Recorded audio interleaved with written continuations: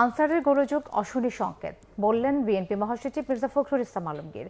পরাজিত শক্তি দেশের বিজয়কে নস্যাৎ করার চক্রান্ত করছে বলে অভিযোগ করেন তিনি বলেন, অন্তর্বর্তীকালীন সরকারের রোডম্যাপ নিয়ে ধোঁয়াশা কাটেনি। জাতির উদ্দেশ্যে ভাষণে প্রধান উপদেষ্টা বিষয়টি স্পষ্ট করেননি বলেও মন্তব্য বিএনপি মহাসচিবের। রিপোর্ট করছেন সিকান্দার রেমান। জাতীয় পার্টির একাংশের চেয়ারম্যান কাজী জাফর আহমদের নবম মৃত্যুবার্ষিকী উপলক্ষে স্মরণ সভা হয় জাতীয় প্রেস ক্লাবে।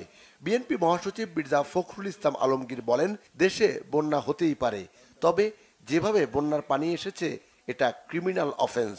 কোনো ঘোষণা ছাড়া ভারত বাঁধ খুলে দিয়েছে।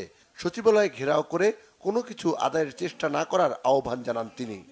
সচিবালয় ঘেরাও করে আপনার আনসার এবং অন্য কিছু লোকজন নাম পোশাকধারী লোক তারা গোলযোগ সৃষ্টি করে তারা সেখানে একটা সমস্যার সৃষ্টি করতে চেয়েছিল।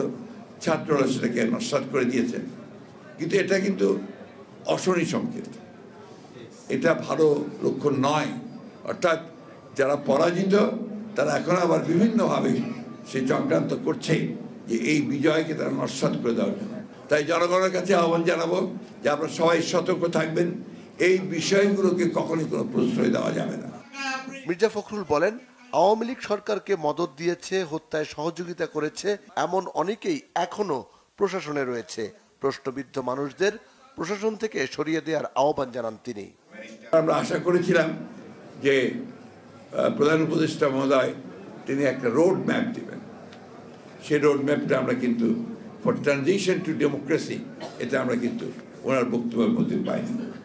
রিফর্মসের কথা বলেছেন, সেই রিফর্মসগুলো কোন কোন বিষয়ে কোনটি রিফর্মস, তবে সেগুলো কিছু কিছু তিনি আভাস দিয়েছেন। আমি জানি এত অল্প সময়ে সবই সম্ভব না, কিন্তু সেগুলো সম্পর্কে একটা ধারণা থাকলে তাহলে আমরা আরও বেশি করে আপনার একটা ধারণা করতে পারতাম।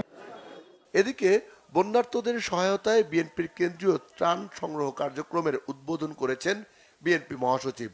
নয়াপল্টনের কেন্দ্রীয় কার্যালয়ে ত্রাণ কার্যক্রমের উদ্বোধন করে তিনি বলেন, দ্রুতই সংকট কাটিয়ে উঠবে বাংলাদেশ।